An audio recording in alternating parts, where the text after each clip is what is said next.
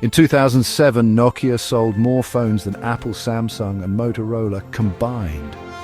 It ruled every pocket. Its ringtone was the anthem of the modern world, but just 6 years later, it was gone.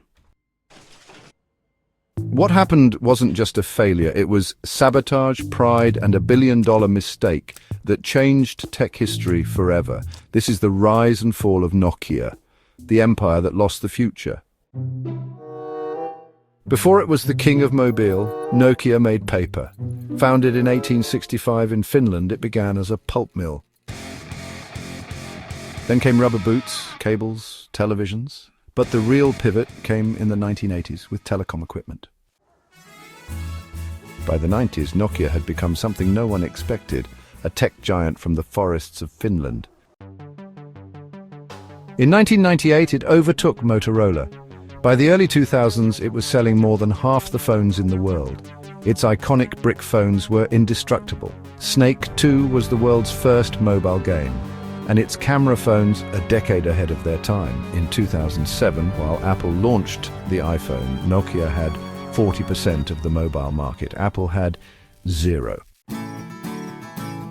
Nokia didn't lack technology. In fact, it had touchscreens, app stores, even prototypes long before the iPhone. But its software, Symbian, was a patchwork monster. It was made for buttons, not touch. It was hard to code for, slow to change, and deeply fragmented. Engineers inside Nokia begged for a new system. They had working demos of modern smartphones years before Apple, but management refused.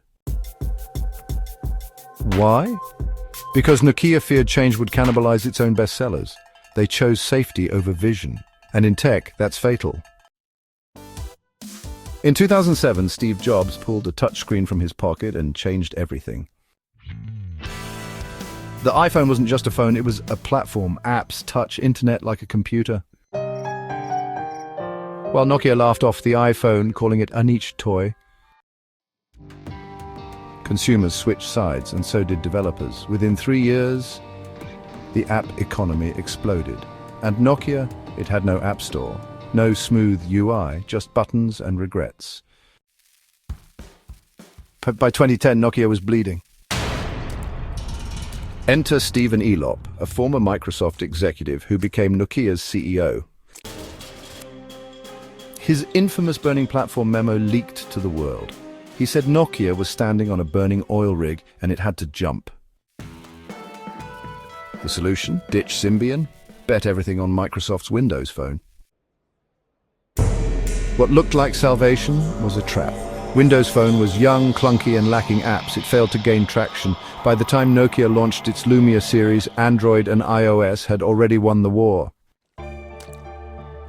In 2013, Nokia's phone division was sold to Microsoft for just $7 billion. A company once worth $300 billion sold off in parts. So was it just the iPhone? Not quite. Nokia fell because of fear. It had the tech, it had the people, it even had the future in its labs, but it didn't listen to itself. Middle managers blocked innovation, leadership feared risk, and a culture of politics choked engineers. In a cruel irony, many ex-Nokia engineers went on to build successful products for Apple and Google.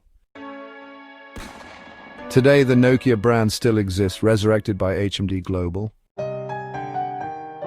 It makes Android phones now. They're solid, but not revolutionary. The name survives, but the empire is gone. However, Nokia's network division is thriving in 5G, telecom infrastructure, and space tech. But the throne of mobile, that chapter closed. Nokia teaches us a brutal truth. You can be on top of the world and still lose, not because of competition, but because of ego, delay, fear. Nokia didn't lose to Apple. Nokia lost to Nokia. If you love stories where giants rise and crash, hit subscribe. Because history isn't just about kings and empires, it's about companies that changed the world and vanished overnight.